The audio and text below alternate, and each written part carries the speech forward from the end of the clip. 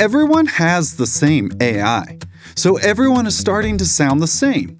Which means if you're a small business with a high-ticket offer, generic AI isn't helping you stand out. It's making sure no one trusts you. And I'm going to show you exactly how to beat AI without losing your voice. And I'll show you the screenshot from a real subscriber. That's the reason this video exists, so stick with me. Yo, what's up everybody? Welcome back to another episode of the More Than Meets the Eye podcast, where we talk about what's behind a person, a practice, or a product, especially when it comes to marketing. I'm Jared Taylor, and I've got my coffee, and I want to welcome you to JT Visuals, and that's spelled without the I because there's more than meets the eye. So take a sip of that coffee, and we'll begin. All right, and today, we're talking about what's behind AI content you're seeing everywhere, because there's a hidden cost to it, and almost nobody is naming it. And there are those who are far ahead preaching what they know, and they seem like they have so much credibility, but they're actually way too far because they've already built this trust that compounds. So it's very important to also look at the recent ones or to document alongside of them. So to subscribe to this channel, you will see that and you'll be part of it, and you'll see the most recent change when it comes to content systems and scaling businesses through the best marketing strategies. And in the last 6 months, I've watched something change. There's small brands that used to be quietly winning and suddenly they're disappearing. Not because of their content that it got worse, but because AI made everyone's content sound the same. The brands that learned the right way to use AI are pulling away. The ones who just dumped a prompt into ChatGPT, they're losing the trust they used to have.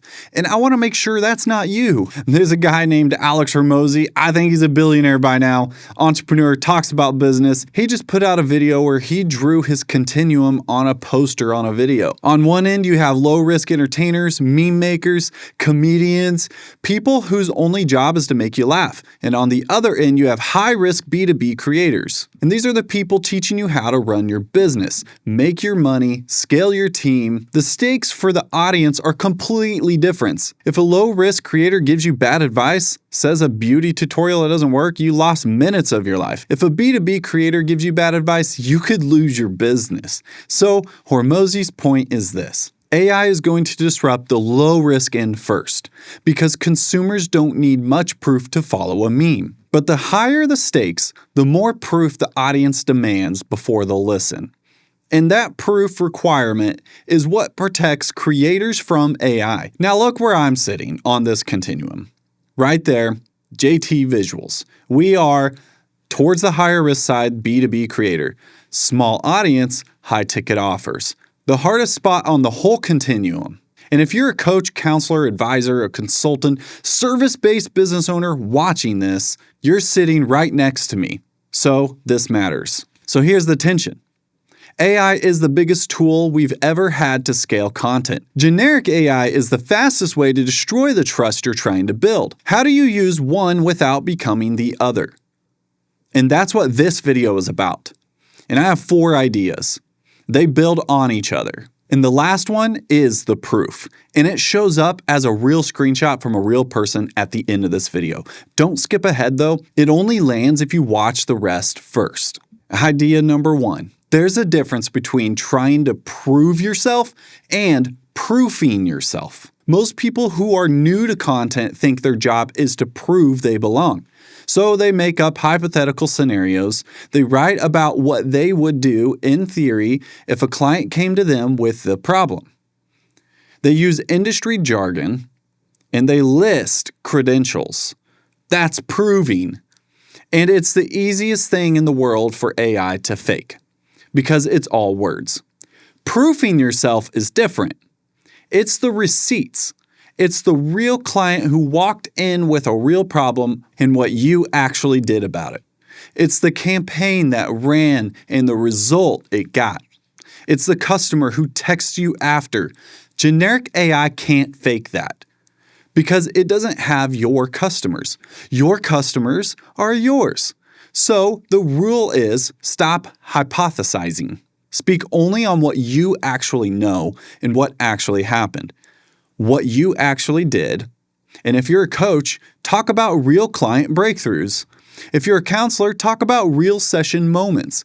If you're a service provider, talk about real campaigns and real results. Not imagine if, not in theory, what actually happened. That's the new floor. Idea 2. This is the move that actually lets you beat AI with AI. AI is not your scriptwriter. AI is your producer. And here's the difference. If you use AI to write your scripts, you sound like everyone else using AI to write their scripts.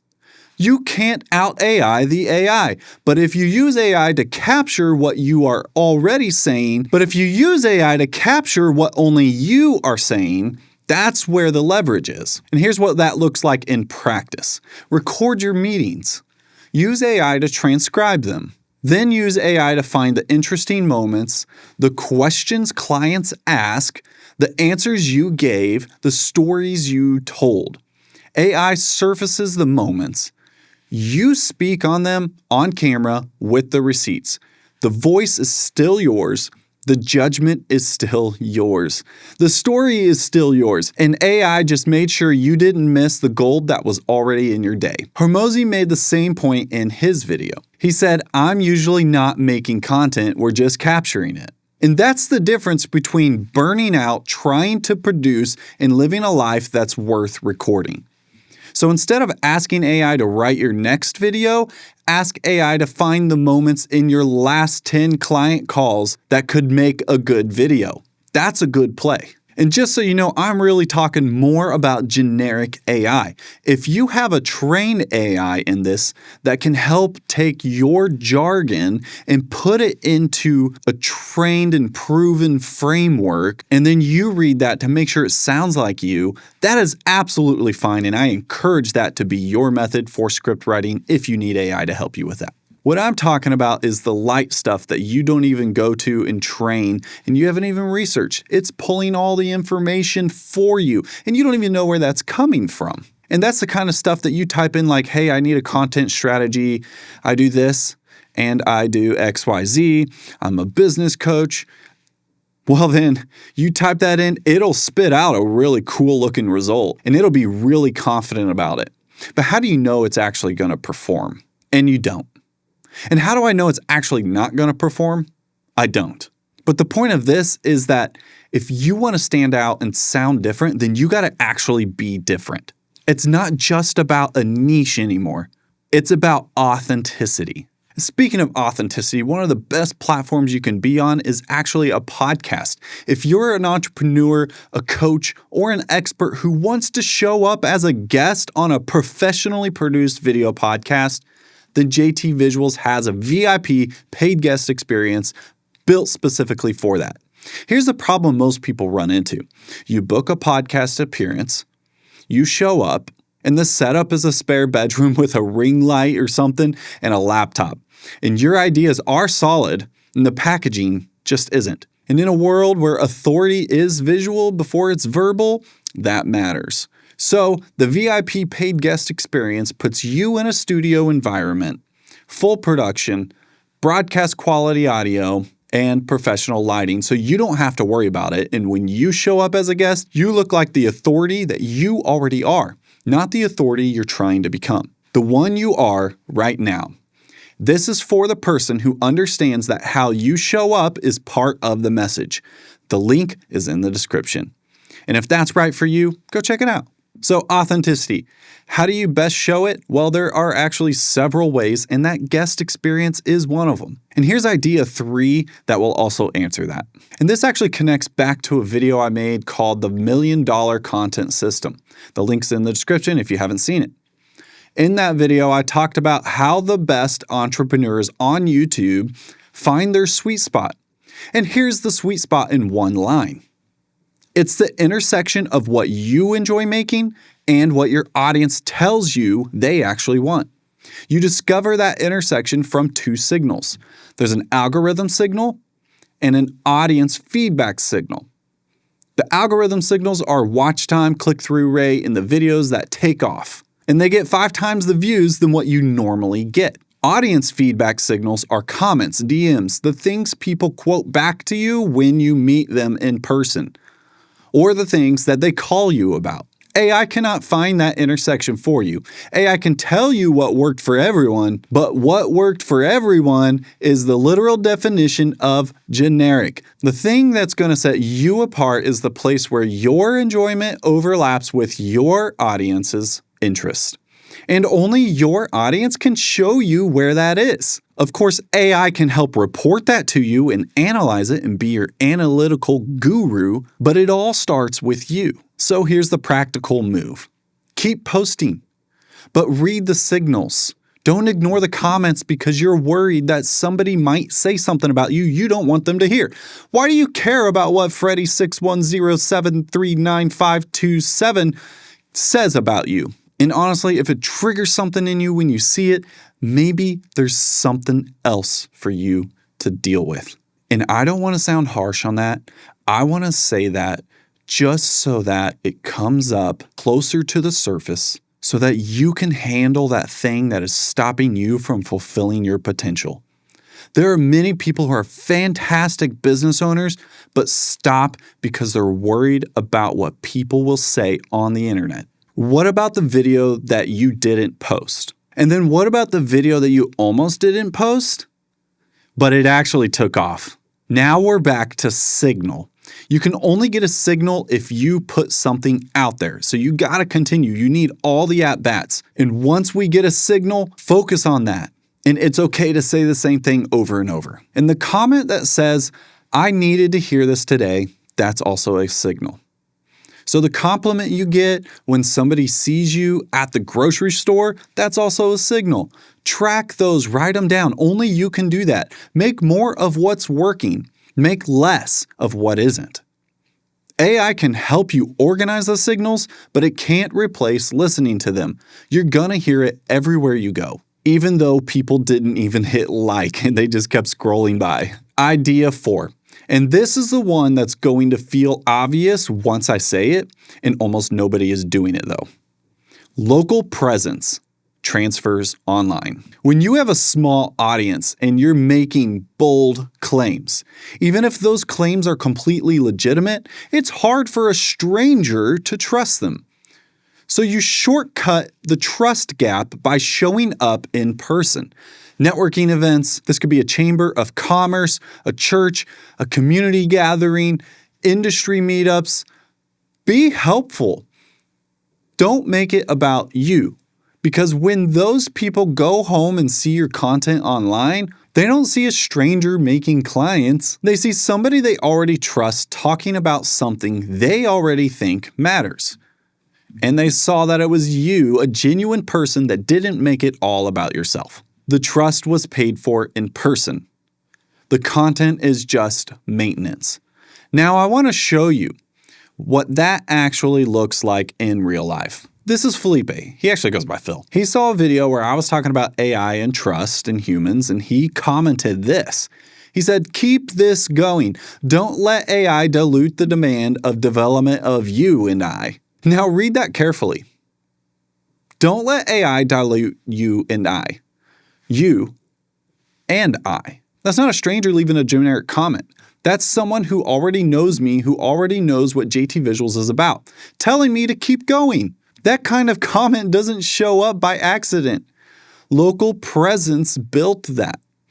Years of showing up at events, helping people, being in the room built that. And when the AI wave shows up, that's the kind of audience that doesn't get diluted because they don't see a content account, they see me. So if you're small and you're trying to compete with AI, here's the order. Go local first. Build real relationships. Then when you go online, the trust is already paid for. And even another option nobody really talks about, you don't even have to post to build your authority online. You could be the one that asks questions, always encourages, always hits like, become their #1 fan. They will eventually be so curious and go back to your profile and then see what you're all about. Then when you make videos, they'll be like, oh yeah, this guy, he always supports me. Let me go and support him. Comments can go a long way. So let's zoom out. There's 4 ideas. 1, there's proof, not prove. Real stories, real receipts, never hypotheticals. 2, use AI to capture, not create. AI is your producer, not your performer. 3, do what only you can do.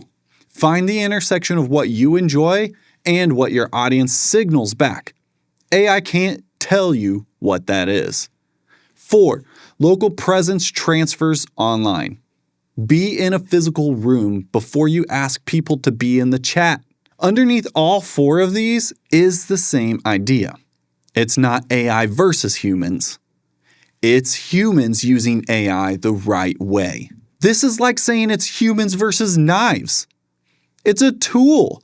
Who uses the tool? You could use the tool the right way to make some great, fantastic sliced bread, cut the cheese or the steak, or you can use a knife to do something that's going to get you arrested. That's the same thing with AI. There's a right way to use it, and there's a generic wrong way to use it. That's the same principle as AI, but it actually goes way more in depth than just that simple analogy. It starts to become very complex. This isn't just about signing up for ChatGPT and having it write emails for you or switching to Claude because it does a little better with emails. This is about saving time without compromising your brand. The brands that survive what's coming aren't going to be the ones who outproduce the AI. They're going to be the ones whose voice was so unmistakably theirs that no AI can take it. One real story at a time. One real customer at a time. One real comment from somebody like Phil at a time. If you're a business owner trying to figure out how to use AI without sounding like a robot, that's most of what this channel is about. Subscribe so you don't miss the next one. And if you've already figured something out that worked for you, drop it in the comments. I would love to know. The best ones make it to the next video. Maybe yours becomes the screenshot. So thank you for your time. I really, truly appreciate you. Keep on keeping on.